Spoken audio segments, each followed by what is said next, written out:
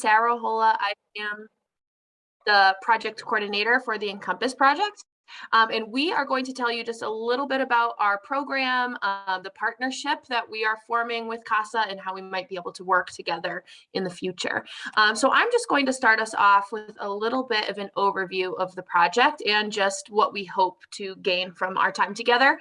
So first, to just talk to you all a little bit about how Encompass can benefit the families that you work with. We are hoping to be able to provide our services to your families, and we'll talk a little bit more about that in a couple minutes. But on the other end, how you as CASA volunteers might be able to get involved with Encompass. We'll talk a little bit about our volunteer opportunities. We know that you all are super busy and have a ton on your plates with your volunteer work, but we also have heard that maybe referrals or cases are coming in at maybe a little bit of a slower rate at CASA, so that there might be people looking for just additional volunteer opportunities. So we will talk about that a little bit as well. First, if you don't mind, and if you feel comfortable, we would love to hear from CASA volunteers on the call, just what brings you to CASA, maybe what inspired you to volunteer with CASA, and just how you ended up in your role. So feel free to share that in the chat if that's something you feel comfortable doing. Last year, we did a presentation for CASA, and it was really interesting for us to just learn more about CASA volunteers and what has brought people to the work. So we will keep an eye on the chat. We also will save some time at the end of the presentation for questions, but if a question does pop up into your mind mid-presentation, feel free to put it in the chat. We have Kate on with us, who is our volunteer coordinator. She's going to just keep an eye on the chat if there are any questions to make sure we don't miss anything. I would like to start just in introducing our team. We have quite a few people on our team that are on this call right now. A few of them will be presenting on this call to talk a little bit about the work that we do at Encompass, but a couple of them are just on to kind of observe and listen in. So I just want to take a second to introduce everyone. So we have 3 right now trauma coaches through Encompass. We have Priscilla, who is on the call. She is going to be presenting in just a few minutes. And Jill is, Priscilla is not presenting in a few minutes. I'm thinking of our other info sessions. Priscilla is here listening in. I'm sorry, Priscilla, I probably scared you there for a second. Jill is on with us. She is going to be presenting in just a few minutes. And then Lourdes is our other trauma coach. Kate, who I mentioned just a few minutes ago, is on the call as well. She's our volunteer coordinator. Liz is on the call as well. She is our community outreach coordinator. And Courtney is on this call, and she is our clinical supervisor that works with the trauma coaches. I know I already introduced myself, and then Mary, who is not on this call currently, is our project director. And while we are introducing our team, we also want to introduce our leadership team and advisory group members.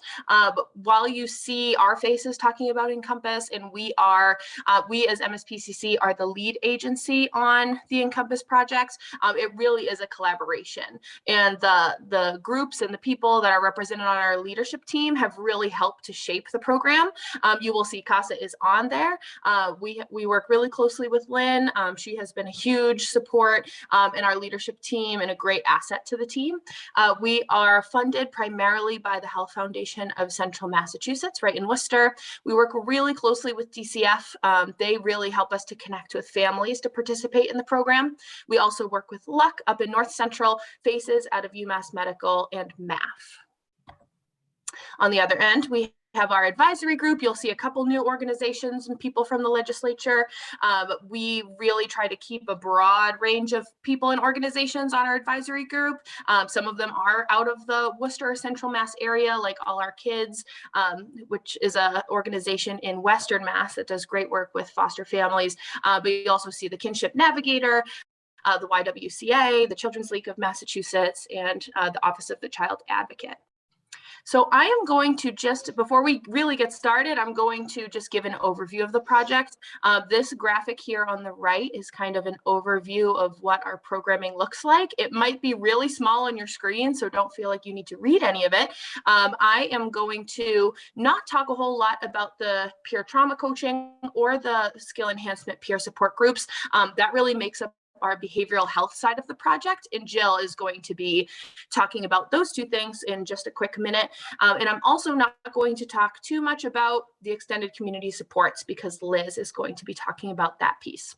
I just wanted to present you with this overview just so you can, I'm a very visual person, so it kind of helps to see what the program entails, but we will go into everything in a little bit more detail. At the top, you will see that we include Central Massachusetts foster, kinship, and pre-adoptive caregivers. Last year was our pilot year, and we launched working with the 2 DCF offices in Worcester and surrounding towns, Worcester East and Worcester West. It was a great experience, but this year we are lucky to expand a bit to also include families in North Central and South Central. So now we will be able to offer our programming to all foster, kinship, and pre-adoptive families in all of Central Mass. Free of charge, and it is totally a voluntary service. So while DCF helps us to connect with families that might be interested in the program, might be a good fit, it is not mandatory by any means. They just really help us to connect with families. At the bottom, I know for sure on your screen, this is probably tiny font, but we have our short-term outcomes and long-term outcomes. Short-term outcomes primarily to increase caregiver knowledge of trauma and to improve foster and kinship parent retention and satisfaction. And our number one long-term outcome is to decrease placement disruptions. So really be able to provide adequate support for foster, kinship, and pre-adoptive families so that children can have stable placements. So I am going to introduce and pass the torch to Jill, who is one of our trauma coaches. She is going to talk about our peer trauma coaching and our skill enhancement peer support program. And the great thing about Jill is that not only is she one of our trauma coaches, but she also has experience volunteering with CASA. So she probably shares some experience with all of you. And she also is a foster and adoptive parent. So Jill, I'm going to stop talking and I will pass the torch to you. Thanks, Sarah. Good afternoon, everybody. It's nice to be here. As Sarah said, and it says here, I was a CASA volunteer. In fact, I am still technically a CASA volunteer.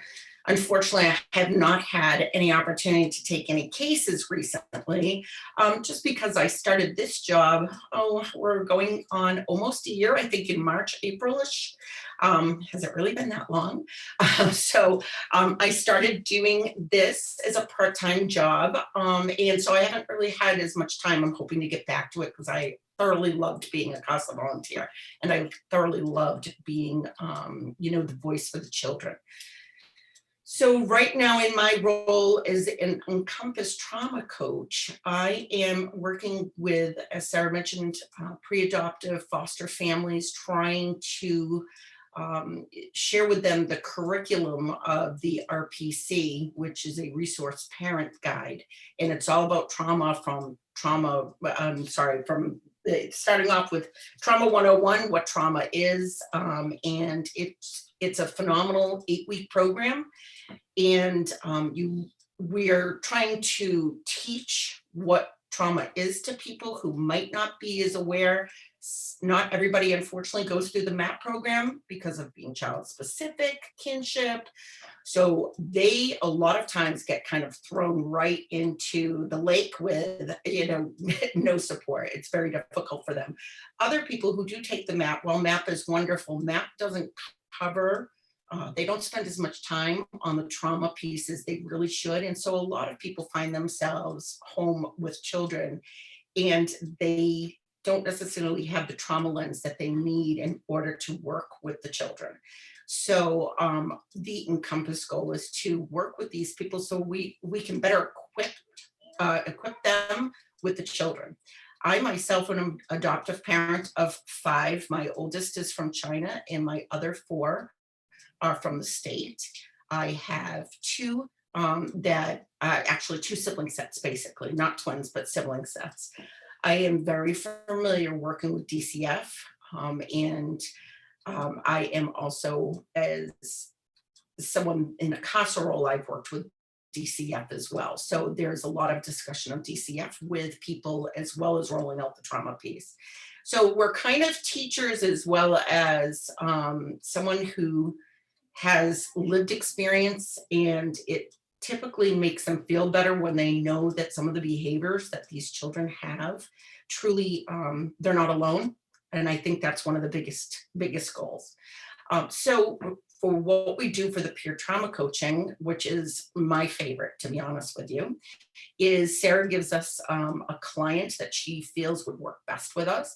And we introduce ourselves to the client. And once we do so, we start meeting with them for anywhere between 8 and 10 weeks. We get to know them, we get to know their family, we get to know their needs. We find out what is challenging, what isn't challenging. We do talk about their journey with DCF. A lot of people, unfortunately, aren't familiar with DCF.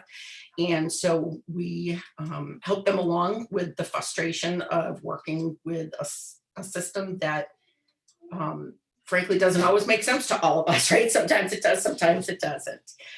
But in addition to that, we are also infusing trauma education into everything. So I typically talk to my people once a week for an hour to an hour and a half. And then what we do after 8 to 10 weeks is we move on to having, groups. So myself and another person facilitate a group where we again try to infuse some of that knowledge, but it's more on a broader base. It gives them an opportunity to talk, to ask questions, and again pick up some more trauma pieces. And then they also have other things which I know Kate's going to talk about, but that is basically what myself, Priscilla, and Lourdes do. One of the benefits I think of sharing this program with you is because we want to get this out to as many people as possible. And you being the CASA volunteer, you are quite often meeting with the parents, you are meeting with the adoptive, pre-adoptive parents, you're meeting with the foster parents. If you feel that any of them could benefit from this program, it would be wonderful if you could get them in touch with us. We're there, it's a free of service. I'm trying to think of what the word is. I'm sorry, I'm blanking today. Must be school vacation. Everybody's home and my thoughts are jumbled. But it is completely voluntary. It is something that most people really want to do because they do want to look at their children in a different light, other than maybe the child's being difficult. I think that's one of the biggest things that I hear from people. Oh, I thought the child was being difficult. I didn't realize the trauma piece so much. So when you are out and about meeting, the various resources that the collaterals that the child is connected to, it would be wonderful if you could refer them to us if you think that this would be something that would benefit them. So, okay, in person or remote. So as everybody has been navigating this, right, with work, with home, without children, this has definitely been very difficult. We started out remote and we were getting so close to starting to meet people in person, and then I think it was Omicron came down the pike and made it very difficult. And as you know, we basically follow the guidelines put out by the state of Massachusetts and the CDC. So we were not meeting with people in person. However, it looks like things are improving. So hopefully by spring, maybe summer, we will be able to meet people in person, which would be phenomenal. Just meeting, whether it's in their house or outside by the pool, if the kids are there, that's fine. The biggest thing is for me, I like to talk to the resource parent personally so that the children are out of earsight, but they certainly can be there, can be done with kids being at home, which means it's extremely flexible. And for me, I work so many different hours. Right now I happen to have a school teacher. She does not get home until 3:34. So I meet with her at 4. So we really do try to tailor it because we do want as many people to be as familiar with this as possible. And the only way we can do so is really to work around their hours to the best of our ability. So right now it is remote, but we are hoping to go in person or at least have a hybrid between the two. Sarah, just before before we move on to extended community supports, I just wanted to flag Shelley's question in the chat. I thought it might be worthwhile to answer now while we're on the topic of the coaching. She asked if there were continuing, I think, education requirements for foster parents. So maybe if you or Jill wanted to take. Would you like me to take that, Sarah? Or? I'm so sorry. I went to unmute myself and it made me skip about a million slides. So I will answer that while I go back to where we're supposed to be. And first of all, thank you, Jill, for sharing. That was great. To answer the question, I think it's a really great question and it's a timely question. And anybody on the call that has an answer that I might not get all the way quite there, feel free to jump in. But right now, there are several states across the United States that do require kind of continuing education, require foster families to receive some level of training throughout the year. As so far, I think if you were to ask people at DCF, they do hope that foster families receive regular training and are participating in those opportunities. But I would say, as a foster parent myself, it isn't something that's totally monitored at this time. If you ask many foster parents, they probably would say there isn't a requirement, but it is something that's being discussed pretty recently, even if there will be kind of a formal expectation for families to receive a certain level of training each year. Anything you want to add to that, Jill or Priscilla? I think ongoing foster education opportunities would be phenomenal. Unfortunately, not even all people are made to take the MAP when they're kinship or child specific and they need to clear someone really quick. Like I said, they're really thrown in the deep end. Before you know it, they have a 7-year-old child that has a trauma history typically because they've been removed, and they show up at the house and they don't know a lot of how to parent. If you have a biological child, it is very different than having a child that has experienced trauma. So even if you are a parent, you're not necessarily prepared for the children that unfortunately, have some hard backgrounds. So I think it would be wonderful. I think MAP should be rolled out to everybody, but unfortunately it doesn't work that way. And as far as continuing education, I'm hoping there will be. I will say that we as trauma coaches are continuously always training so that we have pretty much the latest and greatest to share with our clients. And our hope as well is that if this formal expectation does roll out, that with this program, that we will be able to kind of be a part of that solution and give families kind of an easy way to gain the training that is required of them in a year if they are receiving 8 to 10 hour-long sessions with the trauma coach and then participating in our really like skill enhancement groups that Jill was talking about. We would hope that maybe in the future that could help to meet the need of training for families. But Shelley, I see that you have your hand raised as well. I don't know if there's more you want to add.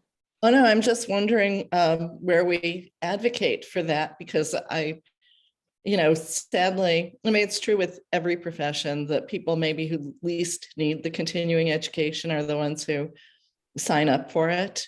And so while it's voluntary, we're not going to protect our children. And it feels to me very key to your goal of reducing the number of placements, because my current kid has been in 8 placements, and some of the foster parents in 2 years just said, her behavior was bad. It's like, yeah, well, you should have anticipated that.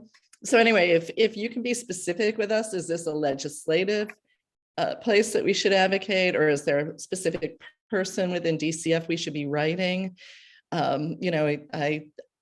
I certainly think it's important enough to say, we have to do this. Yeah, no, I think that's a great thought, and we'd be happy to circle back. I can, on my end, find just some background information on what would be kind of the next best steps, and we'd be happy to circle back with you. And Jamie, that can either go to you or Shelley. If you want to put your email address in the chat, I can make sure to write it down and can circle back with you directly, but either option is totally fine. I did take a note. This is Jamie. I did take a note just that your specific interest, Shelley, but I think, yeah, we're all interested in knowing more how we can help with that. So great. I'd like to be connected in that. I'll take a Sure. note. Mhm. Yeah, that'd be great. I just made a note to myself as well, so we can be sure to send along some info on that. Thank you, Shelley, for bringing that up. It's great, great question and great thought. And with that, and we can definitely continue to come back to these questions, especially since we're such a small group. If anyone has a question, feel free to put it in the chat. Kate, don't feel bad at all interrupting. I can't really see the chat since I'm sharing my screen, so that was really helpful. And we can continue to pause for questions if that's helpful. But I'm going to pass the torch actually now to Liz, who is our community outreach coordinator, and she's going to talk a little bit about our extended community supports, which is the other half of our program. Great, thank you, Sarah. All right, so we can go on to the next slide. Okay, so just some quick statistics for everyone. As of June 30th, 2021, there were 8,464 children in out-of-home placement in Massachusetts, sorry, of which 1,464 were from Central Massachusetts. In a survey conducted by MSPCC, 50% of foster parents say they only receive support from family, friends, and neighbors during emergencies, with 17% saying they never receive regular support. So our hope with the Encompass program and the extended community supports part of the program, we hope to recruit volunteers in the Central Mass area to provide a variety of supports to foster families, helping them manage the day-to-day of providing care to the children in their homes. So based on a survey of foster families that was conducted in the summer of 2020, as well as input gathered during the fall of 2020 and focus groups with foster parents, we came up with a list of supports that foster parents believe they would benefit most from. So our volunteer coordinator, Kate, will work with families to identify needs and how we can best support them and their family. Some of the things that foster parents noted as being items or areas of need and support were support with education and activities, babysitting or respite care, yard work, grocery and meal delivery, and other tangible needs like diapers and formula, clothing, care boxes, and so on. So starting with virtual enrichment activities, which is one of the support areas that our community support volunteers offer, through Encompass, foster families have the option to opt into virtual enrichment activities with their matched community support volunteer. Some of the activities include, but are not limited to, help with homework, playing a game or leading an activity, or sharing a skill like cooking or baking, learning a new language, arts and crafts, dance, yoga, and more. During our pilot program, we heard from a lot of our families and volunteers about their engagement with virtual enrichment. So one of our volunteers talked about how they met weekly on Zoom and formed a club. They focused on crafts and books. They talked about the Olympics. One of the other volunteers sent care packages prior to their meetings on virtual video chat. And then some of the other things that the volunteers reported. So sorry, I'm like reading these and trying to talk at the same time. Working on arts and crafts, creating, projects for the children to do with them over Zoom or Google Chat. Liz, we do have a question in the chat, and I think I know the answer, but I want to make sure with you guys. Does Encompass support? Yes, okay, absolutely. Does Encompass support kinship foster families? And we're getting an answer from Jill. So absolutely, kinship, child specific, pre-adoptive, foster. So you guys cover it all, which is wonderful. Okay, thank you. Thank you, Jill. Yep, that is correct. Thanks. Second, we have meal delivery. So we've heard from foster parents that not having to worry about cooking dinner once a month or once a week would be a great relief to their day-to-day and their schedules. So families that are interested in receiving meals, right, can be enrolled with Lasagna Love, which is a great community partner that we brought on board in our pilot year. So Lasagna Love has local volunteers that cook and deliver lasagnas to families that are enrolled in the Encompass program once per month. Beyond that, if families are interested in receiving meals more often, they can be matched with a community support volunteer that is willing and able to provide meal delivery or grocery delivery. Move on. And third, we have care boxes. So we know that foster families have a variety of needs, and meeting some of their tangible needs was identified in the surveys and focus groups that we conducted. Some of the care boxes we came up with as a program to help support foster families include welcome boxes for new placements, clothing boxes, family fun, baby supplies, self-care for foster parents, and school supplies. So the community support volunteers are asked to donate, assemble, and deliver care boxes to their assigned families. And you can work with Kate and myself to come up with some more, some additional creative and fun ways to meet those tangible needs. Throughout the pilot program, we identified a couple of other areas where the community support volunteers and the foster families came together, and things that we utilized our community support volunteers for outside of virtual enrichment meal delivery and care boxes. So one was donation delivery.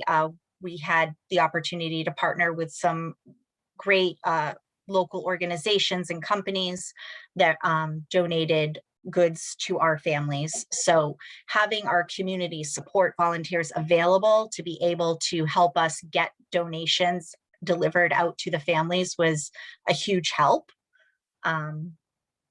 So here we see Kelsey. She was one of our great community support volunteers, delivering care boxes and gift cards and blankets that were made by a local company. And digital concierge. So this is a fun one that we sort of came up with just from the engagement and interactions between a couple of our families and our volunteers. So make it easy for your matched family to find what they need. So a digital or virtual concierge support offers the foster family conversational and contextual assistance, helping them access information, make recommendations for family fun days, provide ideas for weekly dinners or school lunches, and assist in navigating new places to explore or local events. We had one family that was new to central Massachusetts. They had moved to the Holden area from out of state. So they were not very familiar with Worcester or the surrounding towns, and where to bring the kids and what to do and where to go. So their matched volunteer was great with coming up with ideas and helping identify, local family fun events and free events, and just really, easy and fun things to do with the kids to get them out and exploring and to help, better learn the local area. Another one of our community support volunteers and families, the foster mom was running out of ideas for, easy and quick dinners, packing school lunches, healthy snacks for the kids. So their matched volunteer would send, just weekly quick and easy recipes, ideas for packing the boys' school lunch boxes, healthy snacks for after school.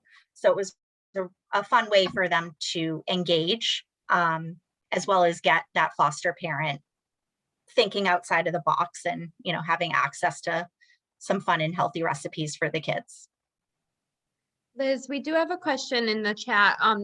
Does Encompass, okay, good. Again, Jill answered. Thank you, Jill. Our question was, and Bill was thinking, and I was thinking the same, if Encompass reaches out and helps families that have been recently reunited, so biological parents. And I see that we don't, but something they're thinking about hopefully in the future. I think that's a great idea to support reunited families. So, but great, you guys are doing wonderful work. Thank you. Thank you. Yeah, we'd like to just take a moment to highlight a few of our community partners that joined us in the pilot year.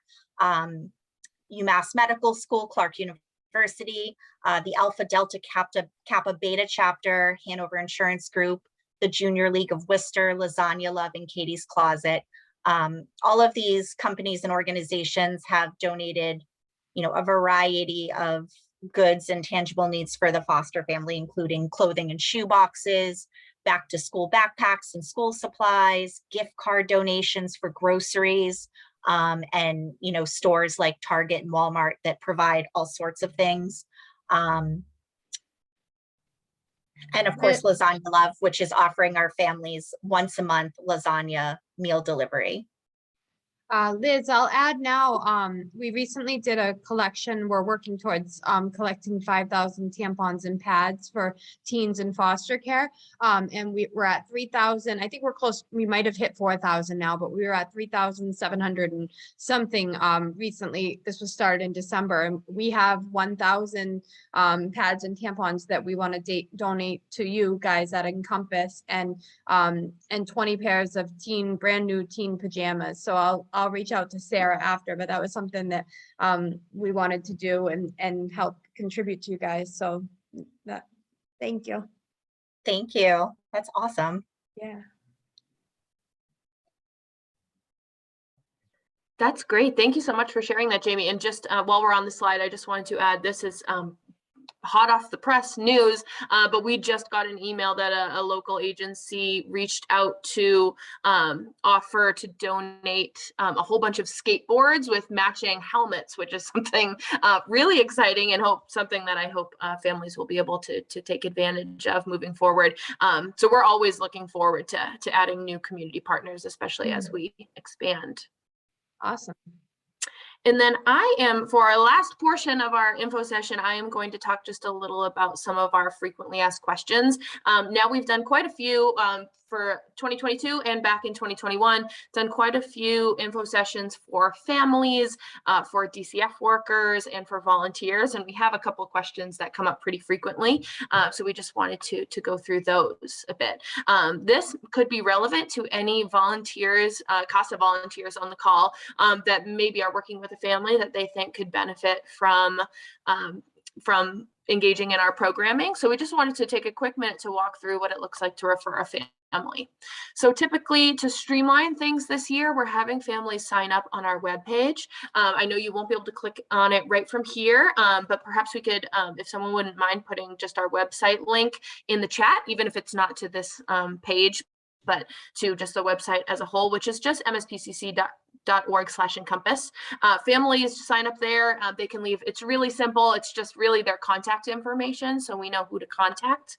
And I typically follow up with families one-on-one, first to invite them to an info session. So families would be able to attend an info session very similar to just the information that we're sharing today. They would have an opportunity to kind of ask some questions, figure out if this project might be helpful for their family, might be a good fit, might be beneficial.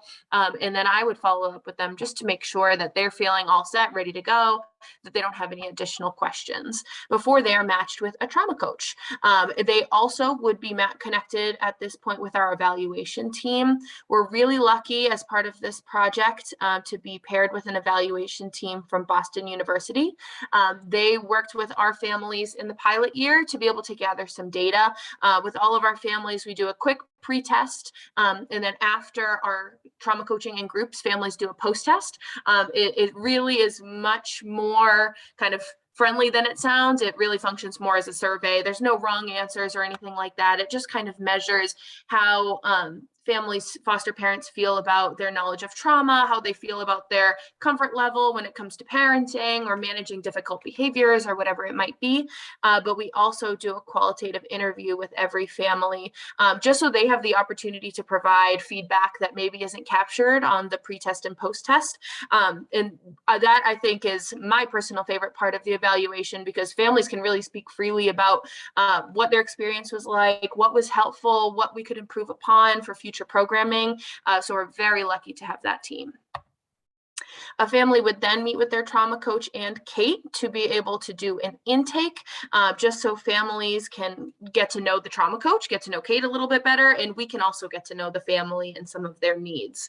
They would move forward and work one-on-one with their trauma coach, and they would be enrolled in extended community supports. Some families last year enrolled in everything we offered, and that was great for their family and helpful. Some families maybe only enrolled in 1 or 2 things. We really hope to be flexible in that way. And then once, like Jill said, a family finishes up their one-on-one trauma coaching, they would be enrolled or invited to the upcoming group. We also get asked a lot, what does the time commitment look like for families? And the short answer is that it can be as much time or as little time as they want or need. Like Jill said, we typically do about 8 to 10 weeks of one-to-one peer trauma coaching with our families. That's because it takes about 8 or 10 weeks if families are interested in doing the intake process and going through all of the modules. There are 8 modules as part of the resource parent curriculum, but we do offer more or less to meet the family's needs. Last year, we had a couple families that maybe only needed 2, 3, or 4 sessions, and they felt like they were kind of good to go. They had all the information that they felt like they needed. On the other end, we had families participate in upwards of 16, 17, 18 sessions and wish that it could have gone on forever and would have loved to continue meeting every week. So it really is a range. And all of our trauma coaches, I know Jill alluded to this, but all of our trauma coaches are experienced foster and adoptive families. So they really have the experience. They really have that ability to relate to other foster parents, which has been great to see families feel like they get to connect with someone who really understands where they're coming from and the challenges that they're dealing with. And then, like Jill said, our groups are typically about 6 weeks long. Each group kind of dives into one of the topics of the RPC, just to give families a little bit more opportunity to learn from each other, to be able to share kind of tips and tricks. And we have seen that is something that has continued long past our program as well. One of our groups continues to meet on a regular basis just because they really enjoyed getting to know each other and learning from each other. So that's what we really love to see. And then lastly, like Liz talked about, access to ongoing support from volunteers, sponsors, and community partners throughout the year. On the other end, who are Encompass volunteers? Like Liz said, we have community partners that we work with that are excited about the work that we're doing. We have community support volunteers that volunteer on an individual basis that have a passion for foster care. But this year, we're also including one more additional layer of support for families that are interested, which is including natural supports as part of the volunteer team. Which could be a family's, if they have a family member, a friend, or a neighbor that maybe wants to be supportive, but doesn't know how to help. I am also a foster parent myself and have definitely had this experience where people want to be helpful, but they maybe don't know how to help. They don't want to step on your toes. They don't want to make anything more complicated or difficult for you. So our goal is to really be able to take all of that guesswork out of it, that if a family did have a loved one, a friend and neighbor that wanted to be supportive of them, we would be able to kind of train them and help them to step into a supportive role, just like we do with our community support volunteers. So we would be able to really just take that off of their plate, where a foster family wouldn't need to ask for help, but we would just be able to help those people support their friends, families, and loved ones. How can people volunteer? Again, we have a link on our website where people typically sign up to volunteer. That is the first step. Some people that live outside of Central Mass will want to look for creative ways to support the project, or sometimes they want to just be kept in the know when we aim to expand even further. But volunteers that live within the Central Mass area, the link really does kind of gather more information on how people want to volunteer, in what ways, what your schedule looks like. We really want to keep the process as simple and straightforward for volunteers as possible. They then complete background check paperwork. We background check all of our volunteers, just like we do with all of our staff. It's the same process. They would then attend an Encompass volunteer training, which is typically about an hour and a half long. We really dive into a little bit more about what DCF is, but also what does it look like to be a foster parent? Why do people become foster parents? What does that process look like? Really to give volunteers or natural supports a well-rounded understanding of what it might look like to be a foster parent. Volunteers are then matched with families as a need arises. We know that families come on at different paces. We do kind of a rolling admission setup now. So families come in kind of throughout the year. So we know like 1 month, we might need a whole bunch of people to do virtual enrichment where maybe people aren't really requesting a whole lot of meals, but the next month it could be the opposite. So it's been really helpful to just have volunteers that are flexible and wanting to help so that when a need does arise, we know who to reach out to. And then they also have ongoing support from Kate, who is our volunteer coordinator. We're going to talk just a little bit about what is expected of volunteers. As I mentioned earlier, we know that you all probably have your plates full with volunteer activities, but like I mentioned, we know you might be at some point looking for additional ways to volunteer, but also you might know people that are looking for volunteer opportunities. So we just wanted to have give you as much information as possible to share with the people in your network. So just a couple of things that volunteers would be expected to do as part of the project versus things that we would not expect a volunteer to do. So under expectations, we do ask volunteers to engage with foster families at least monthly. As Liz mentioned, we did have volunteers that participated and engaged with families much more frequently, but that is not something that we require. We just ask for monthly engagement between volunteers and families. We also ask volunteers to attend a monthly virtual check-in with Kate, our volunteer coordinator, just to make sure that things are going smoothly, see if there's anything we can help to kind of make things happen. And we do also track our volunteer support activities via Google Forms. It is a super easy process, but it was really great at the end of our pilot year to be able to say how many meals we delivered, how many virtual enrichment activities happened, and how many care boxes were delivered. So we do track in that way. We ask, this is something I'm sure you are extremely familiar with, just respecting confidentiality and safety of foster parents and children. And lastly, just using good communication, contacting the volunteer coordinator as soon as possible if anything comes up, or if something interrupts your volunteer participation. On the other end, we would not expect volunteers to engage in any activities which make you uncomfortable, which would include in-person activities when they resume. Like Jill said, we're really excited to get back to doing more in-person activities. We have a lot of exciting events and things that we hope to do in the future, but we would not mandate, of course, that a volunteer do any of those activities if they weren't interested or if they felt uncomfortable. We also would not require a volunteer to attend court proceedings, service plan reviews, or other meetings related to the youth in foster care. As you all know, foster families and foster youth often have people on their team that support the youth or the family in this way, and that is not the role that our volunteers take on. And lastly, would not expect volunteers to provide any sort of financial support to a foster family. Like Liz mentioned, we have had individual volunteers or groups donate gift cards for families, which has been great. And it's for some people that is a preferred way to volunteer. But beyond that, we would not ever require volunteers to offer any sort of direct financial support. And then right there at the bottom, just a note that volunteers should not be transporting families in their vehicles just for the safety of our foster youth, our foster families, and yourselves. And that is really the end of our presentation. I know we covered a lot of information, but we really just wanted to kind of give you an overview of what the project looks like and different ways to get involved and partner with us. But we would love to take some time to talk about questions. Since this is such a small group, we can definitely come off of mute and ask questions. I see that we have questions in the chat, but I haven't seen them yet. So I'm happy to answer any questions, and I'm sure people on our team would be happy to answer questions as well. Thank you very much. Good. Any questions? I think we've answered most of them in the chat. Shelley does have a question. Very good. Go ahead, Shelley. Oh, yep, you're muted. Okay, now I got it. Got it. So at the end, I saw no driving.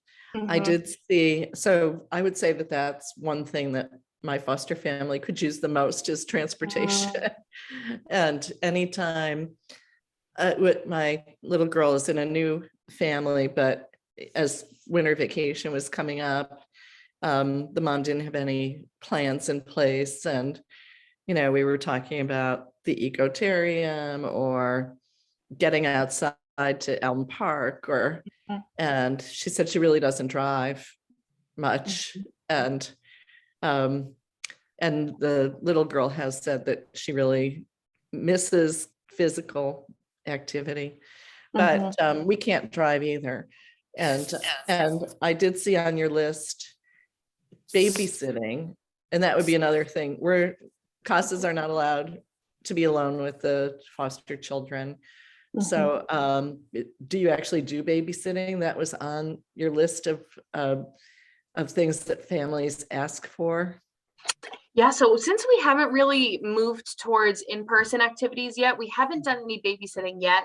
We do, I believe, and Liz, correct me if I'm wrong, have a volunteer that once our pilot year families finished up with us, they did go on to continue to communicate with each other, and the volunteer did end up getting Corey checked on through DCF to be a resource for the foster family, and I believe has maybe done some babysitting kind of individually separate from us, but it is something that was really probably the top request from foster families. We know it's a huge need, and it's something that we have talked a lot about wanting to do once we are able to do more in-person activities, and just thinking how to best do it so that foster parents feel comfortable, foster youth feel comfortable, and volunteers feel comfortable in the process. Okay. Thank And that I also wondered if in your plans you use the word events, but do you have family events for foster parents and foster children on that list of events that you have planned? I'm just wondering, a lot of times when I suggest things to foster parents, they tell me how busy they already are and they can't add something else. And I get it. I mean, they're coordinating a call maybe from biological parents, call from DCF people, call from the educational person, me dropping by, whatever. So I didn't know if, and with no continuing ed requirement, I just wondered if there's a way to incentivize participating in the program beyond the feeling that you're bettering your capacity. And Liz, feel free to speak to this, because I know Liz and Kate have done a lot of thinking about what some of our events could look like. Some of them definitely would be geared more towards, we really want our volunteers to feel like they are a part of a team and a part of a community and appreciated. So some of those events would be specifically geared towards volunteers, but we have also thought a lot about what events could look like for foster youth and or foster families, to be able to just provide, whether it be even outside at first, just opportunities to kind of get out in the community, be able to meet other foster families kind of face to face and participate in activities, maybe give a little bit of respite to foster parents. So that those are all kind of things that we have been thinking through and are really hoping for, especially when the weather gets a little nicer and we can all spend more time outside. Thank you. Thank you. Shelley, if you're all set, I see. Yep, okay, good. I see Bill has a question. Yeah, I'm hearing a lot about trauma counseling and trauma sort of things. Does Encompass also serve foster families and foster children in cases where trauma is not a major issue? And I say that knowing that a lot of times, trauma is a hidden issue and so forth. But I know that there are cases where, there's been a trauma evaluation, for instance, and the child is found to be secure with respect to that. That is, that they are not exhibiting a lot of symptoms of major trauma. In other words, I guess is trauma or a positive trauma evaluation, meaning showing that there has been trauma, is that a trigger or a gatekeeper kind of a diagnosis or finding for Encompass? That's a great question, Bill. And I'm so happy that you asked that, because it's not something that we really touched on during the presentation, but we know that there are services that families can access if they are in some level of distress, if they do have a child that is presenting with mental health needs or a great deal of trauma-related behaviors or symptoms. But this is really meant to be a program that all foster, kinship, and pre-adoptive families have access to, really regardless of what they are seeing in the home or any diagnoses that the child might have. The goal is really that all of these families would be able to have access to the program. Ideally, we would love to be able to catch people kind of right out of their MAP training, so that as they're just starting to foster, they can start off with this like base foundation of trauma knowledge. They'll have support from an experienced foster parent. They'll have all of these tangible need supports that they can tap into if it's helpful. But it also can be available to seasoned foster parents that have maybe fostered for 10, 20 years. But really the goal is that it would be available to everyone, kind of regardless of any other needs that they might have. We just believe that these are all services and supports that all foster families should have access to. So that is really the goal, and will continue to be the goal even as we expand. So thank you for asking. It's a great question. One of those things I was going to say is I put in the chat earlier, and I don't know if everybody read it, but we basically encompass, no pun intended, but the entire family. And so there are children that might be biological who haven't really had any trauma, and now they've got a foster child that has stepped in, and it usually, when we remove when a child is removed by DCF, there's trauma involved in just taking them away from their family. So trauma does not always mean that they have had to be, as you probably know, sexually abused, domestic violence, that sort of thing. So their trauma might be very high, it might be very low. And where we encompass the whole family, sometimes there really isn't trauma at all if they were raised by their biological parents. So, it's, the trauma is not meant to be seen, and I'm trying to how to explain it exactly, but it doesn't have to be the big picture. Just being taken from your parents, being taken from your pets, separating from your siblings, being put in a Spanish-speaking home, not English-speaking, that is all trauma. It's just a little bit, I guess you would say, more under the radar trauma than when you hear of a child that's been to 14 foster homes. I know of a 7-year-old right now, 14 foster homes. He's 7. There's 14 sets, maybe single parents, but 14 sets of parents that have tried to parent this child at the age of, whatever, up to 7. And when you think about it, that's pretty scary. They were not only removed from their biological parent or parents, but then they've been in 14 different foster homes, some which might not have spoken their language. They don't eat the same food. That is all those extreme changes that these kiddos have to deal with. If we were to think about our own, I don't know about anybody else, but just sometimes when we're on vacation and we check into a hotel room and we forgot a couple things, and there are creature comforts, or it could even just be our toothbrush. Like, now what do we do? There's so many changes that when you're not at your own home base, it can be traumatic for these kids, especially because they're just so young,